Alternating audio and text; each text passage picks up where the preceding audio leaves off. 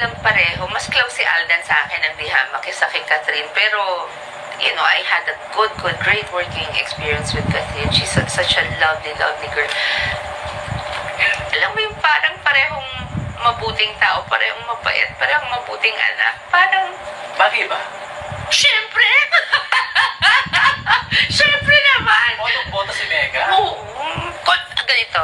Mahal ko silang dalawa. So, kung saan sila masaya, doon